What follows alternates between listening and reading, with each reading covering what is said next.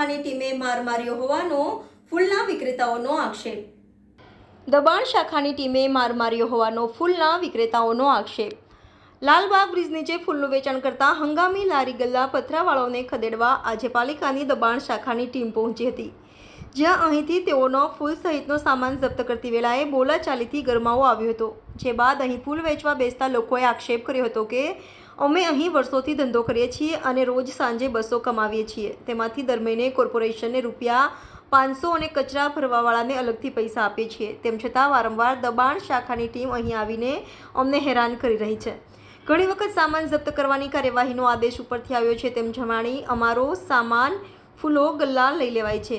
અમે જીવન નિર્વાહ માટે ભરેલા પાણીના કારબા પણ દબાણ શાખાની ટીમના કેટલાક કર્મચારીઓ દ્વારા ફેંકી દેવામાં આવે છે। આજે તો તેઓએ હદ કરી દીધી અને અહીં ફૂલનો વેપાર છૂટક વેપાર કરતી કેટલીક મહિલા અને અન્ય લોકોને માર પણ માર્યો હોવાનો આક્ષેપ કરવામાં આવ્યા છે।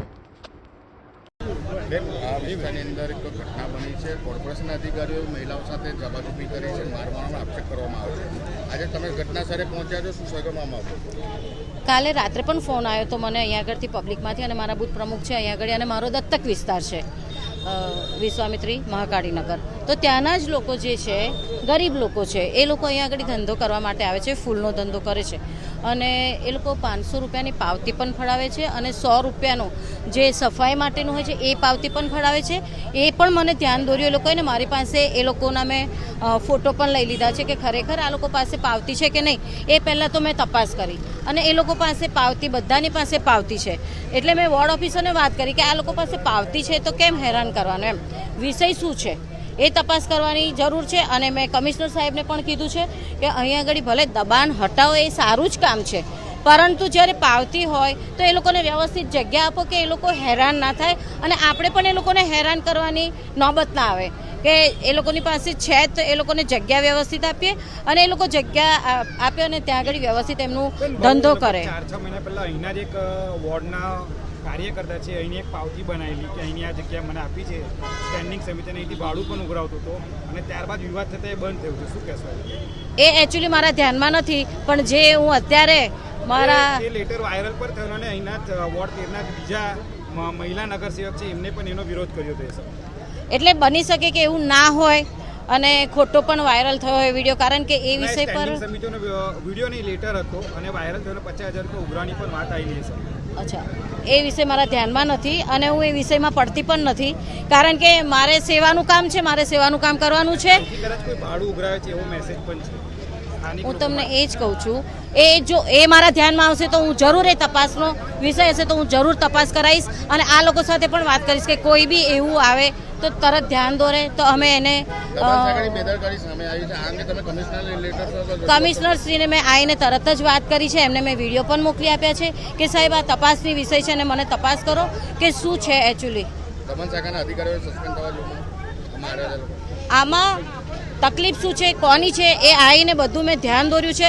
થોડું ઘણું કદાચ આપણે અહીંયા આગળ ગરીબ લોકો એવા છે અને એ લોકો એવા એટલા બી સમજુ નથી હોતા કે શું કરવું, એટલે કદાચ એમને બી કંઈક 2 શબ્દ બોલ્યા હોય તો સામેથી બી એવો રિપ્લાય આવ્યો હોય તો વિષય એ છે કે આપણે તપાસ જરૂર કરાવીશું કે શું છે। અને 2 દિવસ હેરાન કરે અમને અને બેસવાનું ના પાડે ફૂલ વેચવાનું, હવે બેસવાનું નહીં કહે ને મોડ મારી જાય છે। આ જો આંગળી કોર્પોરેશન વાળા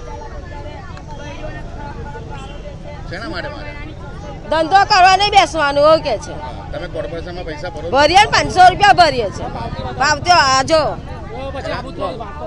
500 રૂપિયા અમે ભરીએ છીએ, વગર કામના મારી ગયા તમે? વગર ફોગરના મારી છે અમને, હવે બેસવાનું જ નહીં તો અમે ખેંચીને માર્યા અમને બધા પેલા માસીનો હોય મારી ગયા।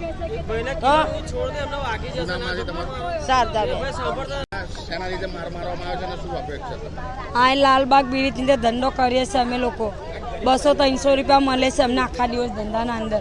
અમે ધંધા છે અમારું ગુજરાન ચલાવીએ છીએ, અમે અમારા નાના બચ્ચાનું પેટ પોષ એ કરે છે। અમે આગળ એવું વિચારે છે કે 10-20 રૂપિયા જમા કરીએ તો અમારા બચ્ચા આગળ ભણીને આગળ આવે।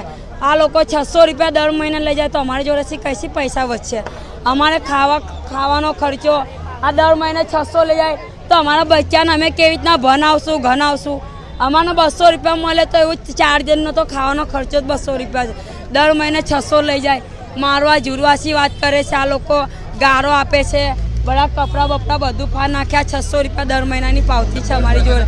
કોર્પોરેશનવાળા દબાણ આપે છે અમને કે તમે લોકો એસી જગ્યા જ ખાલી કરો, તો રૂપિયા ભરતા બી અમને આવું પહેલાં કીધું હતું અમે કચરાની પાવતી બી ના ભરીએ, તો અમે 500 રૂપિયા બેવાના બી ના ભરીએ. પણ આવું અમને પહેલેથી કેવું હતું, આટલી બધી પાવતીઓ થઈ ગઈ, એવું થઈ ગયું.